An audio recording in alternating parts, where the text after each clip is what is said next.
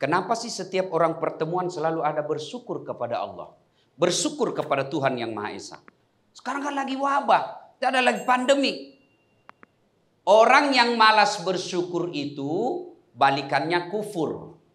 Menyembunyikan nikmat Allah. Saya ini susah Ustaz. Gimana saya mau bersyukur Ustaz? Saya miskin. Kenapa kita selalu miskin? Karena kita berpikir kaya itu hanya mobil. Kaya itu deposito. Kaya itu berlian emas. Kaya itu rumah. Padahal kekayaan kita fi ahsani taqwim. Ini badan kita yang sehat. Ibu-ibu saya kasih contoh. Bu, ibu mau ndak saya kasih handphone iPhone 12X Max Pro. 512 giga. Bayangkan 512 giga ibu. Pulsanya 10 juta. Mau ibu? Gratis ibu saya kasih. Mau? Ibu mau? Pasti mau. Tapi begitu saya kasih ibu langsung tuli. Mana yang mau tadi? Untuk apa handphone kalau sudah tuli? Ayo. Halo, halo. Aduh rusak lagi nih HP. Halo. Rusak lagi nih. Bukan HP rusak tapi telinga masalah Pak. Berarti yang mahal bukan handphone. Yang mahal bukan jaringan. Tapi yang mahal adalah Allah kasih telinga gratis, tidak perlu bayar. Hebatnya lagi nih telinga, dia bisa bedakan mana teleponnya Pak Dirut, mana teleponnya komisaris. Tidak perlu kursus bedakan bunyi. Dan hebatnya lagi kita punya telinga, tempatnya luar biasa. Bapak Ibu pernah enggak bayangkan bagaimana seandainya telinga satu di bawah ketek, satu di bawah pantat? Halo? Oh ya. Di mana Bu? Di rumah. Coba bayangkan. Makanya kita bersyukur. Allah bukan handphone yang mahal. Tapi Allah kasih telinga. Maka kita ucapkan Alhamdulillahi Rabbil Alamin. Lagi contoh. Ini ada beberapa kamera ini. Ini kalau dikumpul semua ini Bu. Ratusan juta harganya nih. Tapi apa ini yang mahal? Bukan. Apa yang mahal? Mata. Mau apa ini ada kamera kalau tidak ada mata? Yang mahal demi Allah mata kita. Hebatnya lagi nih mata. Masya Allah. Subhanallah. Alhamdulillah. Punya sensor pembeda. Dia bisa bedakan mana istri, mana sekretaris. Bayangkan kalau bapak-bapak tidak bisa dibedakan mana istri, mana sekretaris.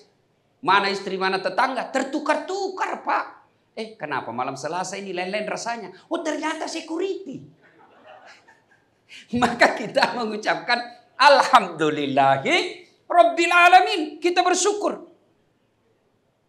Coba. Ibu-ibu semua punya handphone toh? Ya Bu. Kita bisa SMS. Kita bisa WhatsApp. Kita bisa selfie-selfie. Apa sebabnya? Kalau Allah kasih kita jari-jari yang bisa bengkok. Ibu pernah bayangkan bagaimana seandainya ini jari-jari tidak bisa bengkok? Bagaimana ibu mau SMS? Repot toh? Maka kita mengucapkan Alhamdulillahi Rabbil Alamin. Itu kesehatan. Bagi kita pegawai pegadaian, kenapa saya bersyukur Ustaz? Kenapa pegawai pegadaian bersyukur? Satu.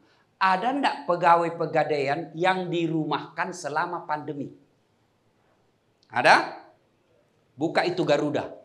PT Garuda Indonesia. Hebat Pak. Ribuan pegawainya dirumahkan. Bahkan Pak Dirut tadi katakan komunikasi dengan Garuda siap menerima pegawai Garuda 50 orang. Menjadi tempat untuk penampungan orang yang bermasalah. Tapi kita bekerja dari rumah Ustadz. Alhamdulillah bekerja dari rumah. Bapak tidak perlu keluarkan ongkos. Tidak perlu lagi macet. Dan bekerja di depan istri. Cuma dia bilang bapak-bapak justru depan istri kita repot kerja Ustadz. Iya Bu, begitu Bu. Begitu. Ya Bu, enggak lah ya. Tapi memang ada ibu-ibu. Repot kita kalau ada di samping. Semua dia mau tahu. Biar WhatsApp kita mau diperiksa. Apa itu? Kenapa? Dan itu ibu-ibu kalau dia periksa suaminya, kadangkala tidak punya peri kemanusiaan.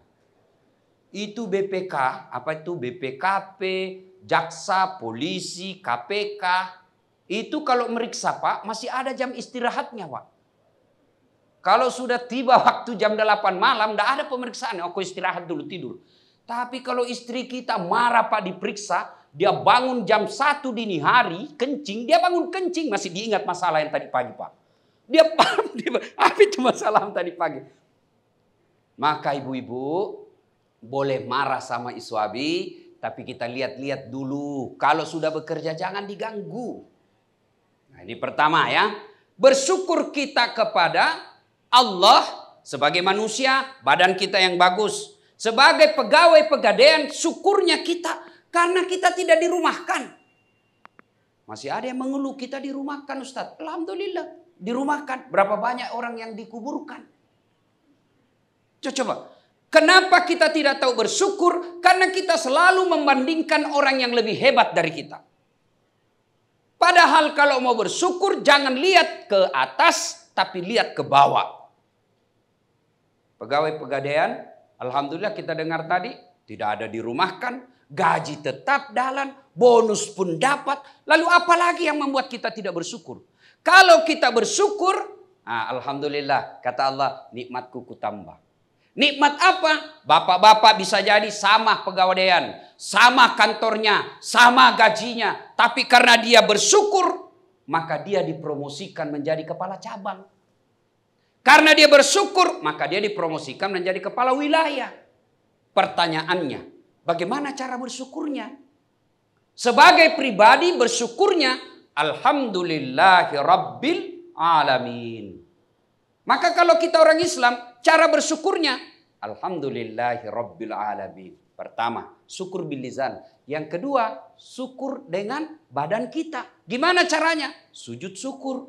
Alhamdulillah kita tidak kena PHK. Alhamdulillah dapat THR. Alhamdulillah dapat bonus. Alhamdulillahirabbil alamin. Berikutnya sujud syukur. Yang berikutnya bagi perusahaan, syukurnya kita sebagai pegawai BUMN pegadaian apa? Ini aja laksanakan akhlak. Sudah, kalau ini Bapak Ibu laksanakan, pegawai-pegawai BUMN khususnya pegadaian, Bapak amalkan ini bukan cuma dapat gaji, tapi dapat pahala. Bapak amalkan pegawai pegadaian, demi Allah, Bapak amalkan perilaku akhlak ini, Bapak bukan cuma dapat promosi jabatan, juga terhindar dari dosa. Apa hubungannya Ustadz? Akhlak 1A. Apa itu? Amanah. Bukankah amanah perintah agama? Lawan dari khianat. Kalau Bapak berkhianat, bukan cuma dipecat di pegadaian, juga bisa dipenjara. Penjara dunia maupun penjara akhirat. Apa itu amanah? Jangan kau bawa barang-barang pegadaian ke rumahmu. Sudah ditulis inventaris kantor pegadaian Kota Makassar. Tiba-tiba ada di rumahnya. Dan itu barang-barang pegadaian yang Bapak ambil secara batil. Nanti kalau mati disuruh pikul Pak. Bapak pernah ngambil mobil, suruh pikul. Bapak pernah ngambil meja, disuruh pikul. Sambil menunggu pengadilan. Itu kan nanti kita diadili Pak. Namanya Padang Mahsyar. Dari Adam sampai kiamat kumpul satu tempat. Matahari kata Nabi seolah-olah tinggal satu jengkal dari kepala panasnya. Bayangkan. Dan kita satu-satu. Ini baru-baru kita vaksin di Gelora Bung Karno kan. Yang vaksin hanya ribuan tapi ngantrinya sampai sore pas giliran. Habis waktu besok lanjut. Padahal cuma ribuan. Gimana kalau triliunan manusia satu loket Pak. Kemarin kita vaksin. Itu masih ada ratusan petugas kesehatan. Di akhirat nanti satu loket. Dan kita dipanggil satu-satu. Dan pada saat menunggu antrian panggilan itu. Seluruh barang-barang yang pernah kita ambil disuruh pikul. Pikul itu Pak. Mesin tik, printer, kertas. Disuruh pikul. Lewatlah anak buah kita. Kata security. Ternyata Bapak yang ambil barang kantor. Saya yang dipecat. Maka ibu bapak pegawai pegadaian yang pernah ngambil barang-barang pegadaian kasih kembali besok. Selama Bapak Ibu masih ngambil, repot nanti. Yang pernah korupsi uang pegadaian 100 juta, 200 juta, sampai miliar-miliar, disuruh pikul nanti itu. Kalau Bapak amanah, insya Allah tidak terjadi hal seperti itu. Bekerjanya 30 tahun di pegadaian karena amanah, selain dapat pin emas, selain dapat promosi, selain dapat jabatan, tunjangan, honor, dan lain sebagainya, juga dapat pahala di akhirat kelak. 30 tahun jadi pegawai, 30 tahun dapat amal. Amanah. Yang kedua, kompeten. Apa sih itu kompeten? Jangan kerja kalau bukan keahlianmu. Sekarang salah satu rusaknya negara kita ini, banyak orang yang tidak kompeten. Hanya karena tim sukses kasih jabatan tertentu. Ayo, tidak kompeten. Belajarlah dari binatang. Mohon maaf Bapak Ibu. Belajar dari binatang. Hebat profesionalnya itu binatang. Anjing sampai detik ini tidak pernah menggonggong, tidak pernah mengembek. Anjing sampai detik ini tidak pernah mengembek karena dia pikir gonggongan itu tugasnya anjing. Dan sampai detik ini tidak ada kucing yang menggonggong karena kucing yakin dia tidak ahli di situ. Coba lihat bangsa Indonesia, Pak. Bukan ahlinya kesehatan. Dia bicara vaksin seolah-olah dia lebih hebat daripada ahli vaksin. Nih, haji lagi nih. Bicara soal haji. Kita dibingungkan lagi informasi-informasi. Dan mereka yang berkomentar tidak kompeten di bidang itu. Saya ditanya, Ustadz, bagaimana ini ibadah uang haji? Orang batal haji gara-gara tidak ada uang. Saya bilang, dari mana kau tahu? Kau sudah pernah cek rekeningnya BPKH? Kau sudah ketemu? Itu kan sudah diaudit oleh BPK dan dikatakan tidak ada masalah. Masih juga belum percaya. Inilah kita karena kita tidak kompeten berbicara tentang sesuatu. Pegawaian. Kalau pegawai-pegawainya kompeten, insya Allah perusahaan maju. Dan saya yakin di pegadaian orang-orang yang bekerja adalah orang-orang yang kompeten. Apalagi? H. Apa itu H? Harmoni. Apa artinya harmoni? Dia mampu menciptakan kenyamanan dalam bekerja.